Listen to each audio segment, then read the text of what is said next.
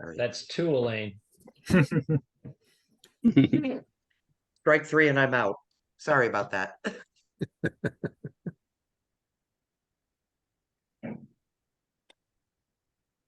Back to you, Matt.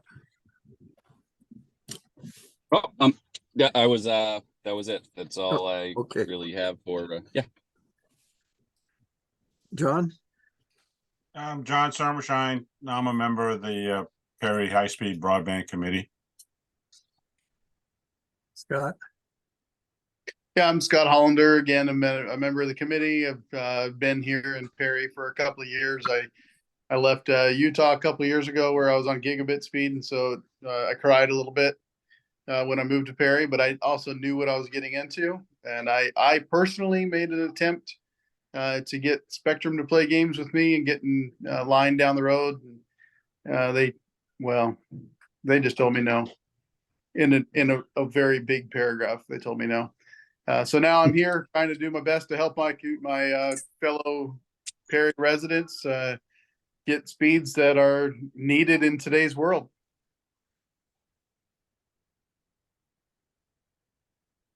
Chris? Hey, buddy. Yeah, Matt and Zach, obviously we've spoken a little bit before. I'm primarily in this role, the tribal broadband consultant for the Wabanaki Nations, and relevant to this conversation, the Passamaquoddy at SPIAC. And as far as my engagement with Perry, it's part of a broader regional build attempt, or at least an awareness to put out there on what we'd like to see happen within the entire peninsula area, Perry, West Pembroke. Some of the other communities are all in a similar circumstance. So trying to find either individual solutions or preferably probably a regional solution. Elaine? I'm Elaine Abbott, and I'm Regional Broadband Coordinator with Sunrise County Economic Council in Machias. And I assist all communities in Washington County. Very good. Well, let me just give you a couple of factoids about Perry. I'm sure you've done your homework and you know about it, but we're a small community of about 800 people, about 500 residences, about 33 miles of road. And right now, most of our service comes from either CCI or from Spectrum. We do have, looking forward, we do have a small RDOF area that's been designated and owned by CCI at this point. And outside of that, we're more unserved than anything else, but not by much. And what we're trying to do is find a solution to how we can move forward in a way that's going to be least painful for the community. We're not a rich community by any means, and the people who are in charge of making decisions have a certain amount of risk aversion that kind of makes some solutions like going with municipal utility models probably not the way that the community would actually support it. So we're looking for alternatives, and hopefully you guys are creative and can talk to us about some possibilities. Did I miss anything, guys?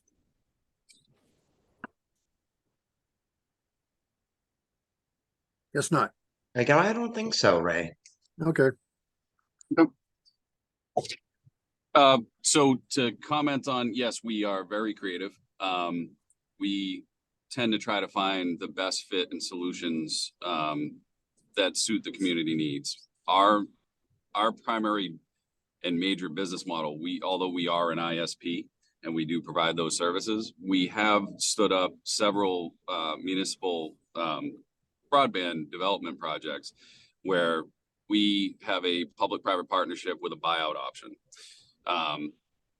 The year of the buyout depends upon, some of the financial modeling that we would have to do to assess what, the risk and return was on the initial investment. But we give that that community the opportunity to purchase the network after X number of years. What that does is it helps stand up the system.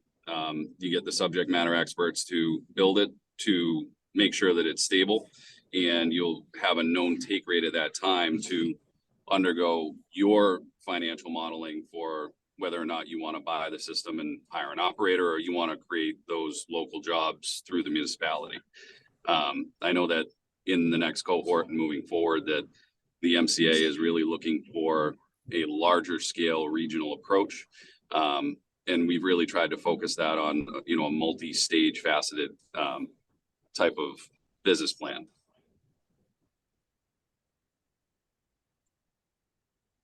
Zach, do you have any commentary to that? Yes, I would love to add a little bit more.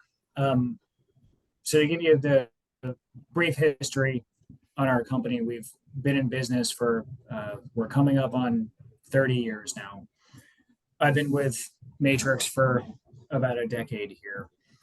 And to Matt's point, we have really two core business units within our company. We have the technology solutions side of the business, and then we have our internet service provider side of the business.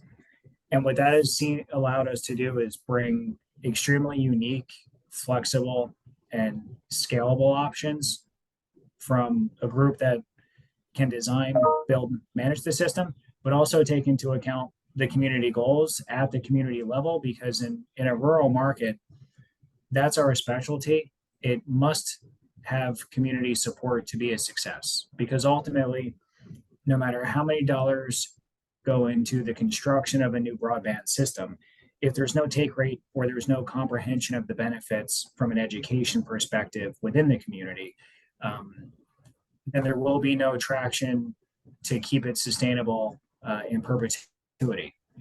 And so just to comment to a few of the options about what we mean when we say flexible and private-public partnership model. Even though in some of our PPP investment options for broadband projects, sometimes we partner with the local community and they bring money to the table, and that adjusts some of the parameters around the options. And other times they're a full-fledged partner involved along with us every step of the way from a community knowledge perspective, but they bring no money to the table. In this particular area, especially to align the strategic goals of the MCA and what they're trying to accomplish for the cohort 2 funding, reviewing your area and also the areas and further out on the peninsula, there are some unique things between the availability of the spectrum that exists, that wireless spectrum, and that would be really a unique fit for how Matrix can help solve that problem by doing a terrestrial standard 10 gig fiber build, filling in some of those gaps where it might be financially different.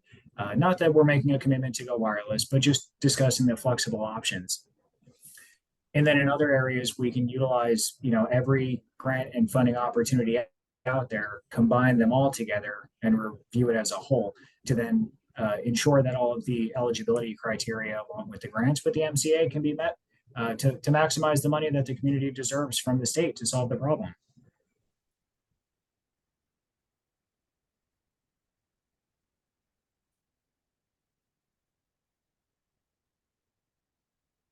And to make a couple comments as well on, longevity and network operations after the construction.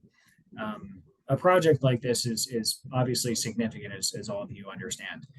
But what we really like to pride ourselves on is that our team here at Matrix, the team responsible for interfacing with the community on a day-to-day basis during the construction process, the permitting process, the activation process, billing, et cetera, is all in-house. So we don't have a third party or overseas knock center that answers the phone.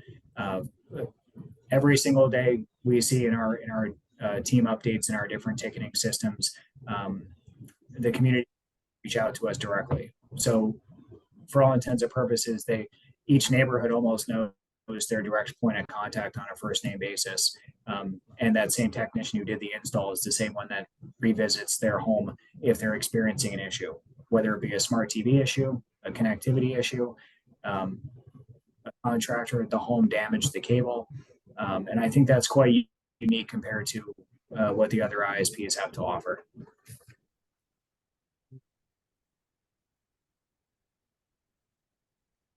So what information do you need from us to be able to put together some ideas that you think would work in a partnership with Matrix? So I think what would make sense is we have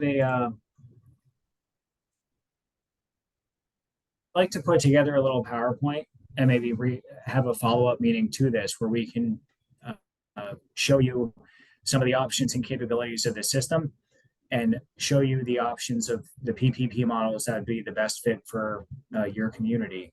And then from there, we can get some feedback and we'll begin to run some numbers on the back end so then we can pinpoint what we can be of most value to the community directly. We probably don't need any information from you specifically. The road miles, the take rate, and our access to the MCA database through Vetro and CostQuest will be more than enough. So I think with that information, Matt and I could take that back to the team and put together a couple options. Maybe we could reconvene in a week or so for maybe another hour-long session where we could walk through the different a la carte, or as Matt said before, the subject matter experts on our team. So whether it be engineer, networking, finance, etc. We do offer those if there is not a good fit for us to make the investment as well. So if we can look at those models and break those down, we could probably put that together in the next week or so for us to come back with some real information for us to present, go through the different options, and compare that with the eligibility requirements of the MCA, and then build upon it from there. Okay. I'm curious, and I guess I want to ask the committee first, and just as some background, Zach and Matt, that Perry and Zabayag or Pleasant Point and Eastport have been, working together on this, collaborating, sharing information. I'm curious as to whether or not Perry's committee thinks it would be a good idea to hold a regional type meeting where all the information is shared at once, or do you just want a Perry? I think that would be a fantastic idea because the more communities are connected, we have actually already broached the topic of doing a Perry, Pleasant Point, Eastport solution. And when we presented that to the MCA, they were very surprised because there was very little interest in those three areas in the past or during the waiting period, now in the interest period before cohort 2 opened up. So I think that would be fantastic, even if we were to do a quick introduction to the topic prior to that meeting, or we just did it all at that regional discussion. So we could align all the communities together because we will be able to tailor fit a business model to each community specifically. We do certainly understand the differences in both the demographics, the economics, and the assets available in each of those towns.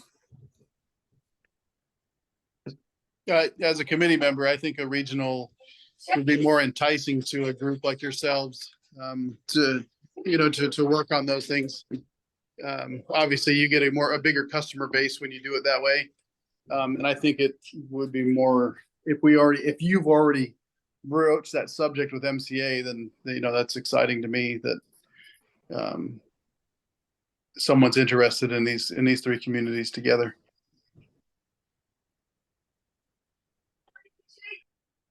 I agree. John? Yeah, I think it's a great idea. In all these meetings that I've been attending, yeah, a regional approach has been what MCA has been pushing all along. Yeah. Chris, were you going to weigh in? I see you're off mute. Yeah, I mean, we, most of the conversations weren't necessarily, kind of looking at at cohort 2, honestly, from, because Perry got engaged fairly late. Recent developments have made that maybe look like a possibility. So I'm curious, what Zach and Matt, what do you guys think is is that timeline doable? And, knowing that at least under the current guidelines and status of everything, and there's obviously a new map out, that likely Perry is the only, one of those 3 communities, although West Pembroke, I think is still probably in the mix, as I thought they may be, for funding, so how does that shape your thought process? How does that look from a grant application standpoint? Is a grant application possible in this time frame? Kind of how does that look from your perspective? So, Matt, I'd like to pass it over to you. I know you're still in the on the road currently, but one of the benefits of working with our team, all of the design, the submittals would be done in-house. So we would be able to process the paperwork and the submittal in time.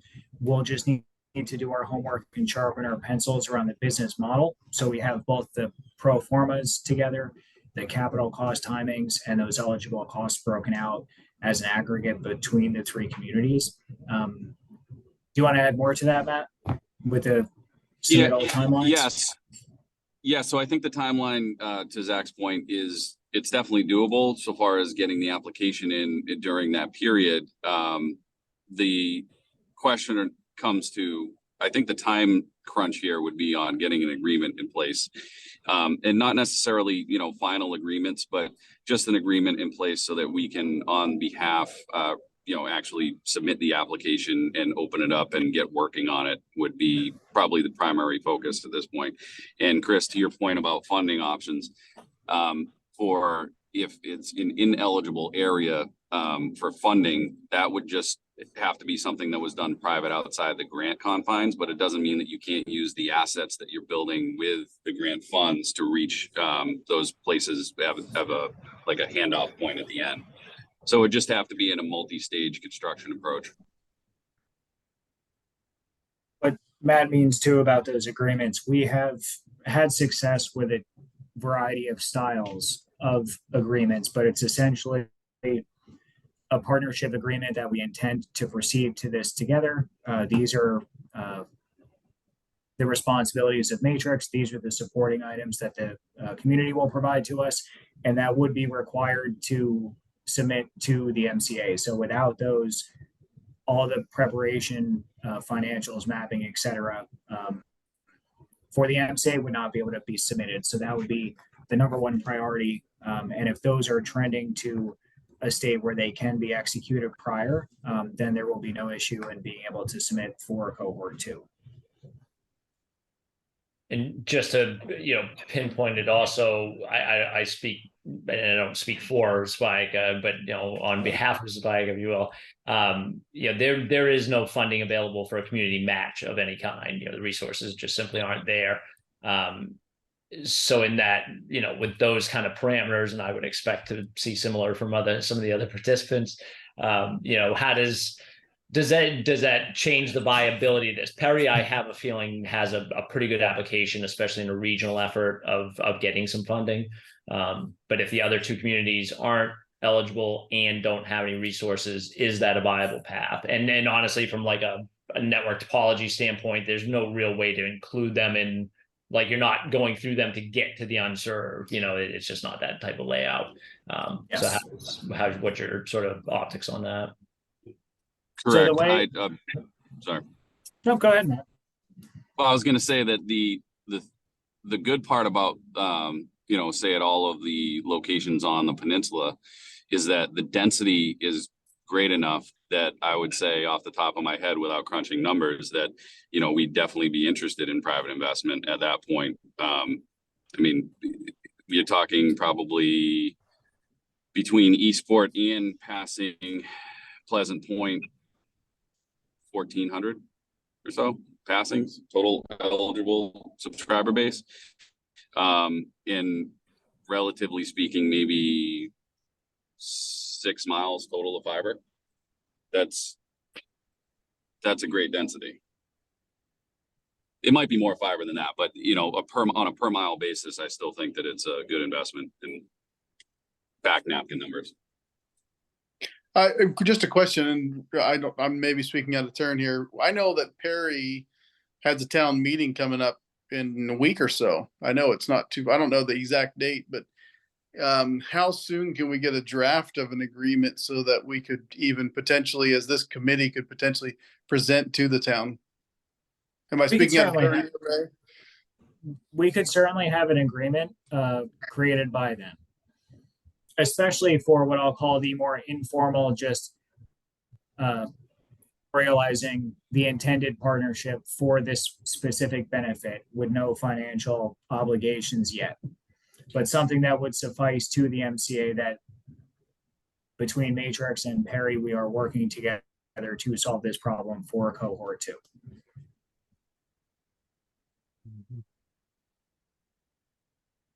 And just to throw this out there in case the committee has interest, would that agreement in any way preclude them from continuing talking with any other providers, potential partners, things like that? No. And I won't tell my legal counsel to add that. We've been in this business a long time. We've been doing fiber to the home build since 2007. And the original founders of our company who still work every single day, they were back with Bell Labs when it started. So this is really just a passion of theirs to continue building out that footprint, because in the 80s, the city got fiber. Then in the early 2000s, this suburbia started getting fiber in our tri-state, our original region of our company's footprint. And over the years now, the rural areas are getting all of the investment. And it's really exciting to see them skipping those generations of equipment. So what I'm trying to say is they understand how delicate and working in the government sector works.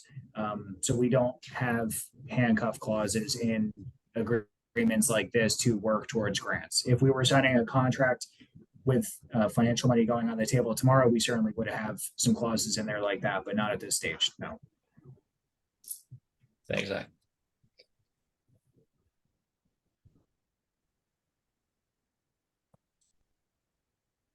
Well, just speaking for myself, I've got some questions that I'd like to discuss with the committee. So maybe what we should do for our next step is we'll go through our discussions and get back to you as soon as I can, and see what we think is the best path forward at this time, based on what we know. Sounds great. I We mean, really appreciate the time today. It was nice to meet everybody, and we look forward to being able to discuss more on how we can get creative with closing the broadband divide. Well, thank you both for your time. And we'll get back to you as soon as we decide what we want to do. Sounds great. It was nice to meet Excellent. you all. Good Thank to you. see you. Thank you. And nice to meet you. Thank you for your time. Bye-bye. Bye-bye. Bye.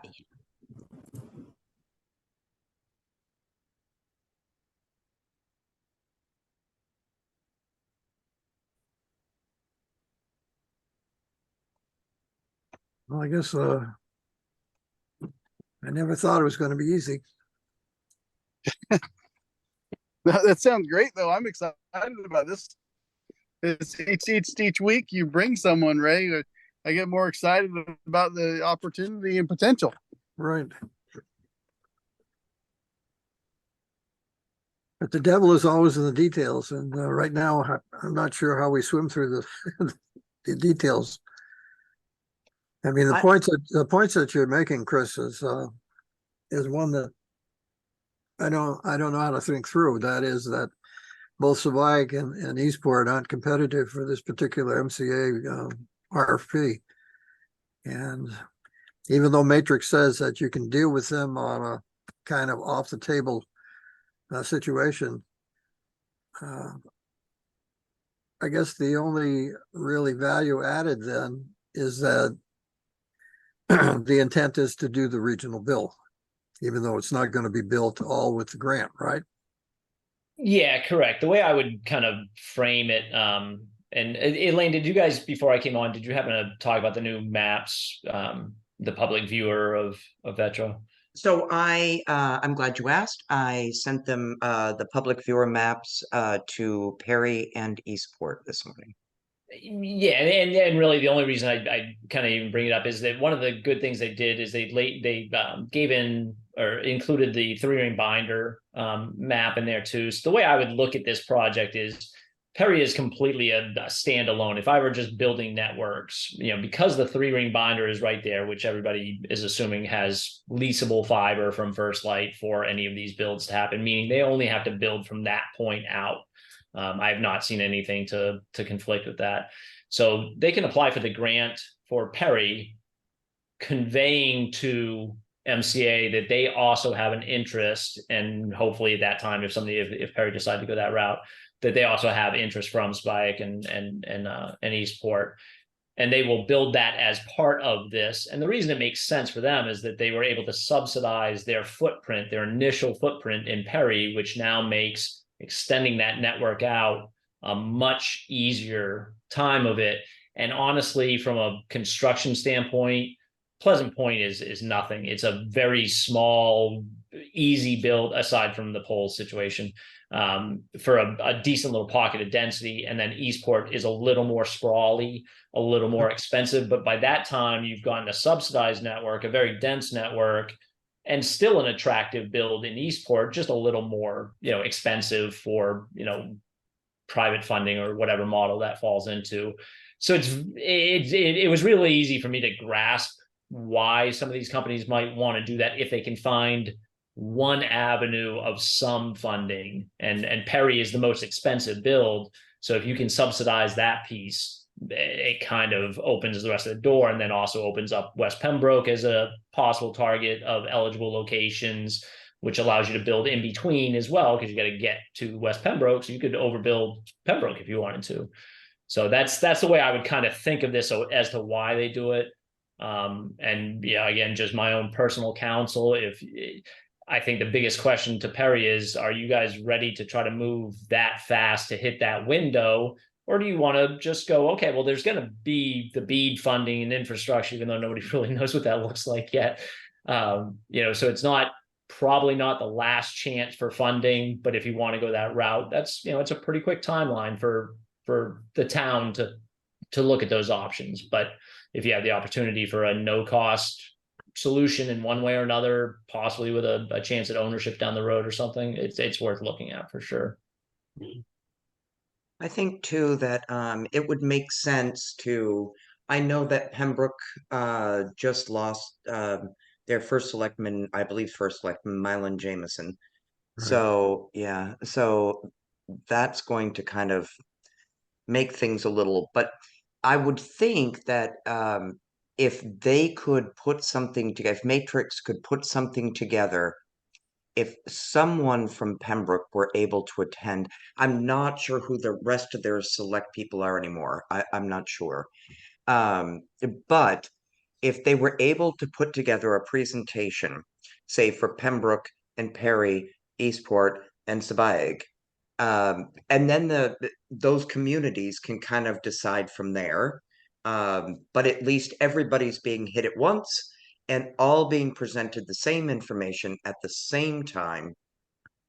And to Chris's point, it is a pretty close timeline or whatever. Yes, they can do it. But I think the grant window opens, if not Friday next week, I think August 5th, 9th, something. August Pretty 8th. 8th, okay, Monday. So, or whatever, Tuesday, whatever it is.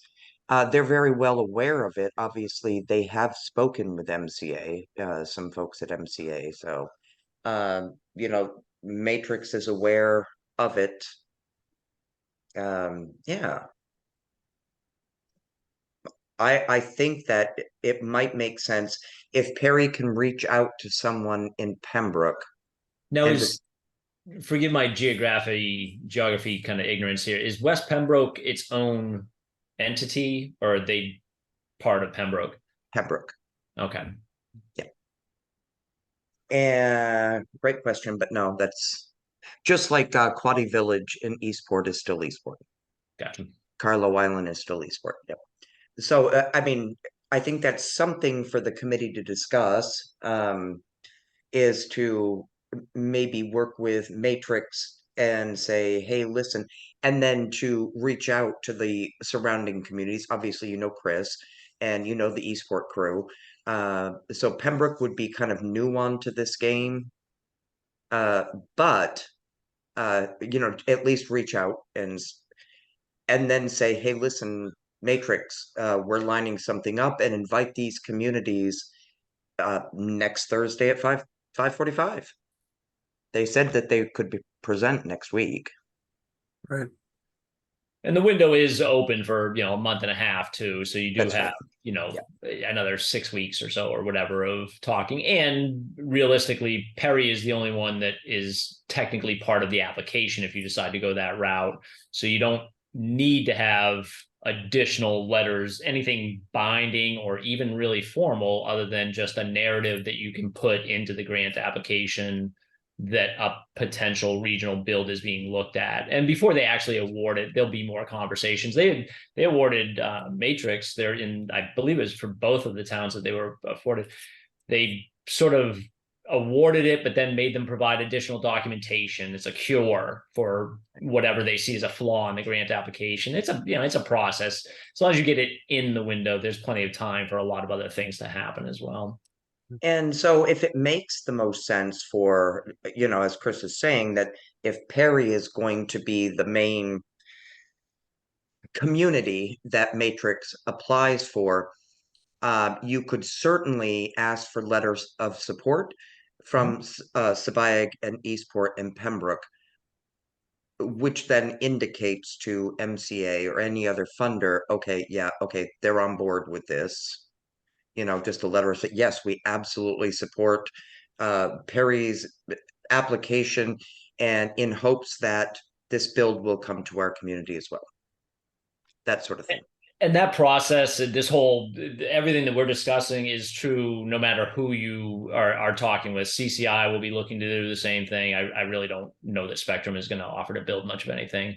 Axiom, Pioneer, anybody is going to go through this exact same process because it's the only model that makes any sense. Mm-hmm. Well, what does the committee think about trying to put together this group of three to talk to Matrix at the same time? Namely, Sabayeg and Eastport and us. I mean, somebody's going to have to. I support the idea. Well, somebody's going to have to work on this besides me because I'm going to be out of town most of next week. I'll be getting back on Wednesday late. Well, you don't have to reach out to Sabayeg. I'll take care of that one for you. Okay. And yes, they would be interested in pursuing further conversation and potentially support. Okay. And obviously, you know the Eastport crew. So the Matrix did respond to their RFP officially, right? I think they requested some more information, but I believe they did actually respond to it in an official capacity, but I don't know that for sure, and I haven't seen the responses. Yeah, I think they did too, didn't they, Elaine? I mean, it sounded like they sent them a PowerPoint presentation rather than a full proposal, but I could be wrong. And part of that was the structure of the RFP. It was kind of where my, not concern, but just that there was a lot of things unanswered versus, the typical RFP that we see. There was just more information that was kind of needed on what they were looking for or what they were specifically asking for. Mm-hmm.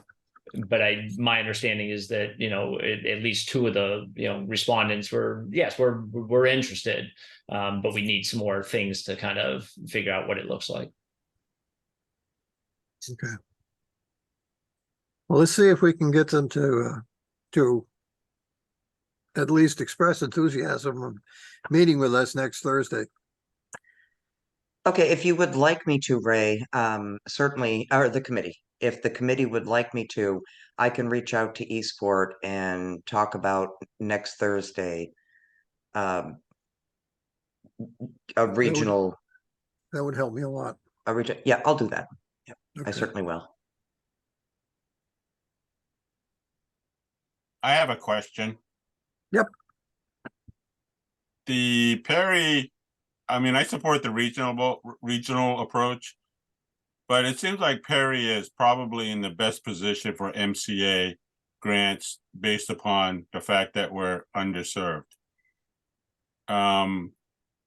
If we get on board with Pleasant Point and Eastport, which I guess is not underserved, is that going to jeopardize Perry's future opportunities to possibly receive a grant from the MCA? And the second part of the question is the town selectman on board with us? On the second one, I don't know. They've been conspicuously silent for the last month and a half. And I've got to see if I can relight the fire there to get their participation back on. Because I am a little bit worried about that. Based upon their recent actions, they don't seem very supportive or No. interested. No, they don't. And why? Good question. And is that under the context that there's potentially grant funding available, or has that not really been kind of, at the forefront, because it is kind of new that, going into this window is a possibility? Now, given that communication is a two-way street, the only communication that we've had is what we've given them. We've got no feedback from them. So I don't know what they're thinking anymore. And Scott McNichol has been attending our meetings, it seems, less and less. So whether that's passive aggressive or not. Are we able to get some audience at the town meeting? Yeah, all we have to do is do it. That's not a problem. In Do fact, we know? I remember it was supposed to be the 13th or 14th. Do we know the date exactly? their meetings, they meet at I guess 5:45 on Tuesdays. Okay. Oh, every single Tuesday? It's either every Tuesday or every other. I can ask Tina about that. But obviously the next one, the next one's going to be when I'm in Chicago. But that wouldn't stop both of you guys to do it. They only meet in person. They don't do Zoom or anything. They meet at the. I'm happy to go one of these Tuesdays. I'm happy to be there and represent the committee. Okay. It just I have to figure out what Tuesday works best. But obviously we need to go faster than slower. I was supposed to be in Arizona next week, but my trip got pushed out a week, so I should be able to go this coming Tuesday if you would like me to. Could you do it, John? Let me check my calendar because, I got Bangor, All right. because my worldly travels. Tuesday the 5th, correct? I think so. Other than No, Tuesday the 8th. Oh, Tuesday no. the 8th. It's the 8th, right? What the hell month am I? Oh, I'm in September. How about that? Yeah. Other than Eastport Fiber Committee meeting, I should be available. Okay, let me find out if they are having a meeting on Tuesday and then request a presence with them. If I can just jump in for 1 second, it might also make sense for the committee at this point to start. You've gotten the information from every ISP who has attended. You know what they're offering or what they're not offering. And then to meet with and maybe tell the select board, we have one more ISP to meet with. It's going to be next Thursday. You're all welcome. And we're going to put together a recommendation that is hope that it will be no cost to the town, otherwise we're just not going to do it. And maybe just start to finalize, to narrow down and say, okay, here's a chart of this ISP said it will cost us this much. This ISP said, yeah, we will, but you're going to have to contribute. This ISP said, and whatever. And just we've got, one more. And so at the next select board meeting, we are going to have a recommendation, even if it means nothing, even if it means we do nothing because there's nothing that's going to happen. If that makes any sense, and invite the select board members to the meeting next week. Does that make sense? To kind of get them up to speed on It does. that we're not just spinning our wheels here, we're narrowing this down. No, I see the value Does of somebody have a what you collection gotta of all that do. information? Excuse me? Like in one spot? Does someone have a collection of all the ISP offerings in one place on one document? Oh, I don't think we have offerings from everyone. No, we don't. We haven't put out for any RFPs or anything. So there's no specific numbers other than Pioneer Wireless. Right. They gave us some numbers.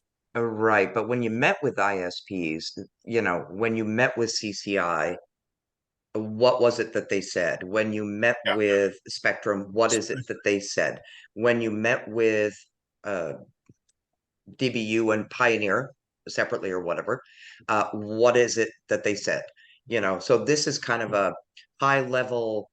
It would take 10% to join DBU, 10% of the build out cost, and Pioneer, you know what I mean? Just kind of this high level, but we have one more that we need to talk to, and you may be interested in hearing this.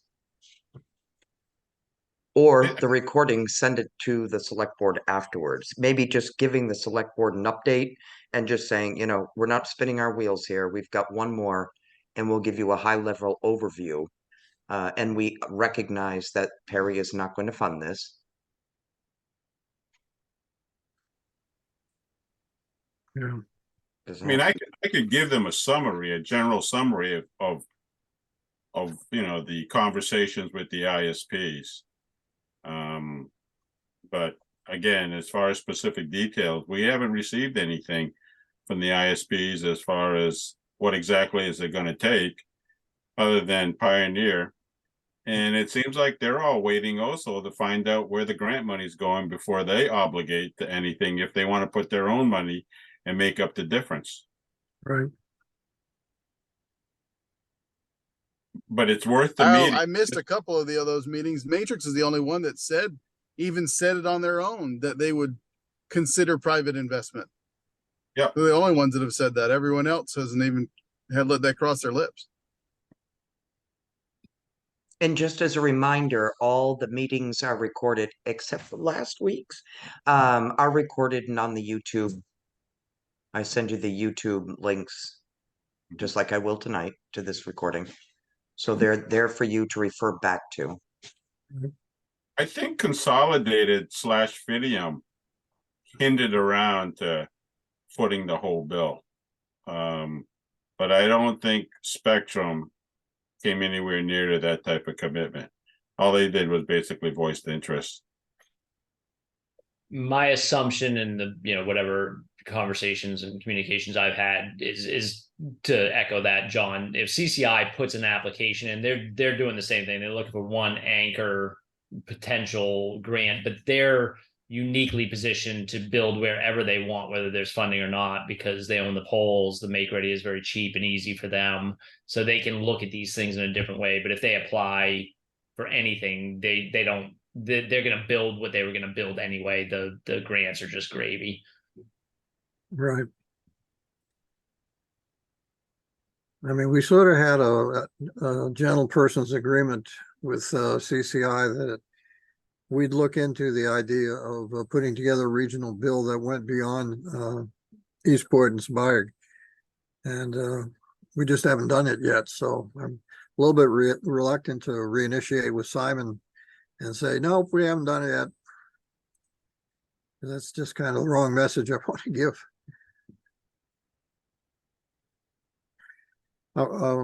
Yeah.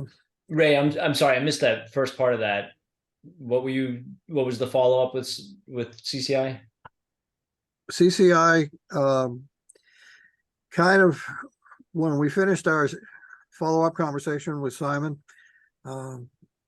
he strongly encouraged us to basically do the legwork. I'm not sure why he wanted us to do it. I think just to show that we really are looking at moving this thing forward. But he asked us to talk to Pembroke and Dennisville. Gotcha. I'm not sure about Charlotte. Nobody seems to know about Charlotte anymore. Well, CCI has I don't, it's not half, but pretty close to half of Charlotte and the Nardolph area. Well, when are they going to do it then? I don't know. Just to throw I don't know if you guys how closely you guys follow all the broadband news and things like that. They did not name the providers that were requesting this, but a lot of RDOF recipients have petitioned the FCC to give them more money to finish building their RDOF areas because costs have gone up since they originally applied for the RDOF sites. So they would like more money to build those things that they've shown no interest in building so far, or an amnesty period to return the sites without penalty. Like they're looking to either get paid more or they want out from these things because it makes no sense in most of these cases. And again, I have no idea if any of that has any CCI footprint on it or if they're even in conversations about that. Right. I've been reading that as well, Chris, and my understanding is FCC told them to think again. Okay. Oh, you're muted, Chris. MCA told Spectrum to pound sand when they challenged the Skowhegan build, and now they're at the State House steps shaking hands. So I don't know who to listen to for these things anymore. Okay.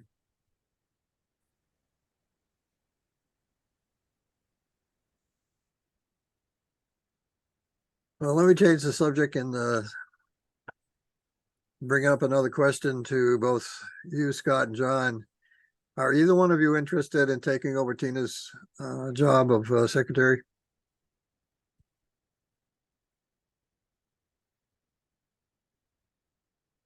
I'm not muted. I'm just not replying.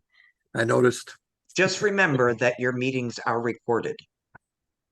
Yeah, yeah. So why does it have to be? I mean, if they're recorded, does that meet the requirement?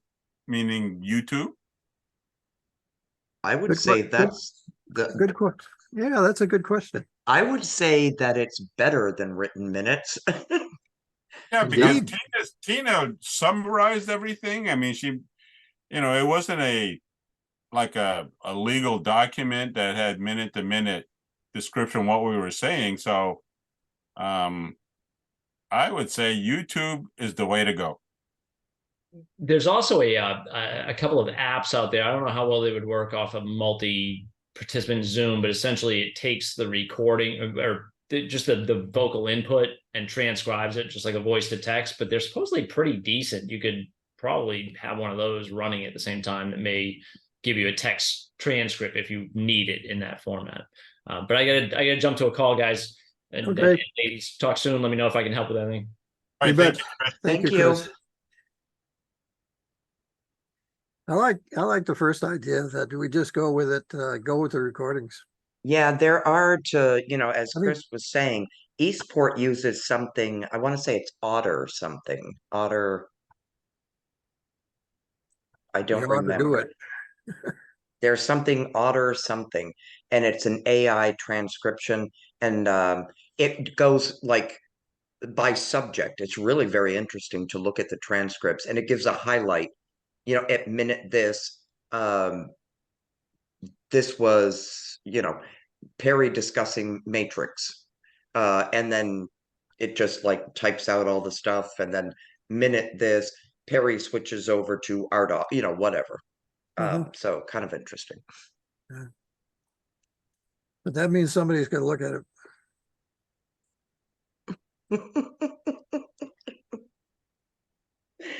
I mean, seriously, a recorded, like and Tina took wonderful minutes. But there is no like we're just sitting here talking now. And Tina may have put in there, or anybody, not just Tina, might put in, Elaine suggested there's something called Otter that will AI transcribe, Right. as opposed to somebody can just sit here and watch everything we're saying. There's nothing left out. There's nothing. This should more than meet. Right. So maybe the way we get this to work is that we get back to the idea of updating our website and putting some stuff on there that people can actually go and look at. And if we do that, then we can put the links to the recordings and they can have at it.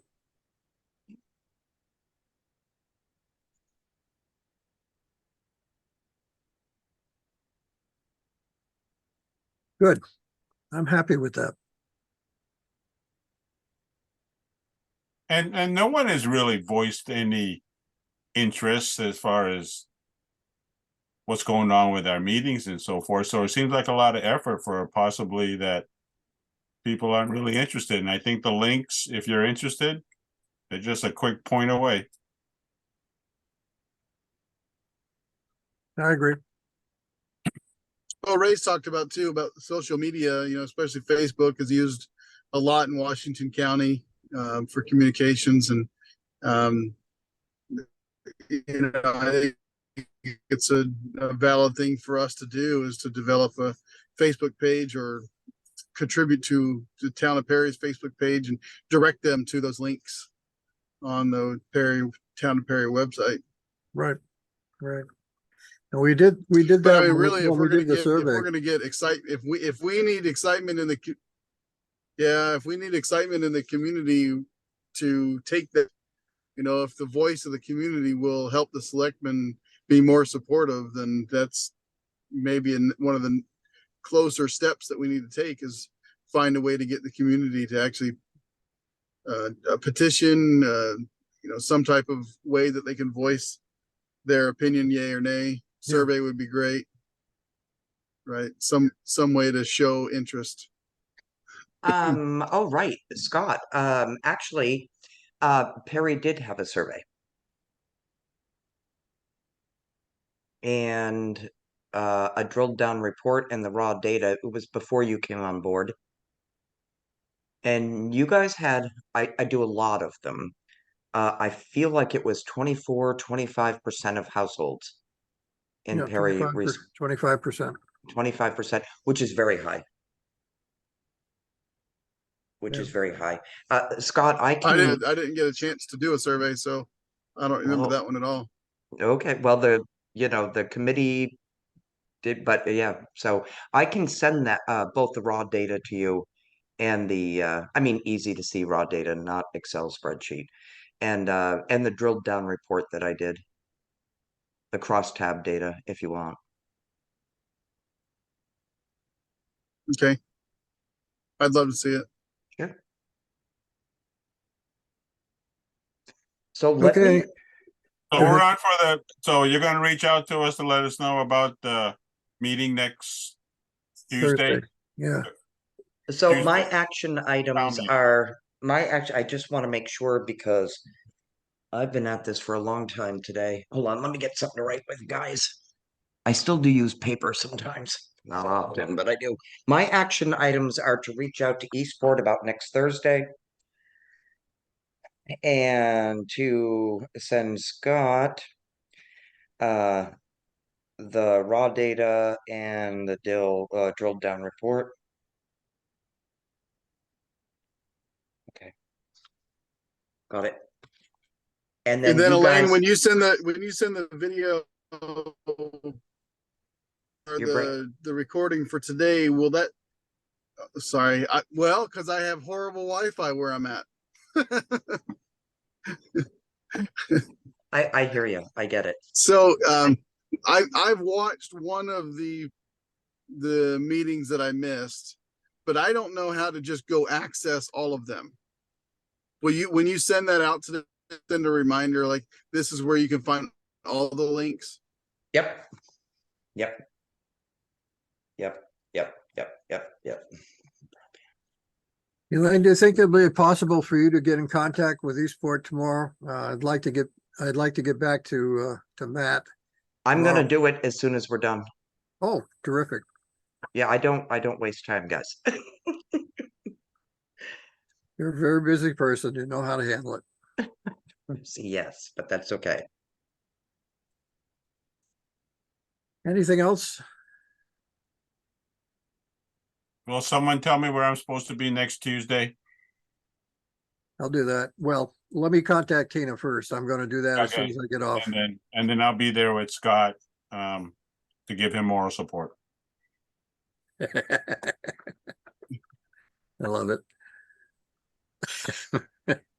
He's only laughing, Scott, because he spent a couple hours in the vehicle with me, so he knows. I'm looking forward to meeting you in person. Yeah. See how handsome you are in real life. Yeah. Be careful what you ask for. You want me to stop the recording, you clowns? You're a Mainer, I'm a transplant. So bringing a Mainer with me to the meeting will help. Dude, I'm not a maniac. I'm not from Maine. Not even close.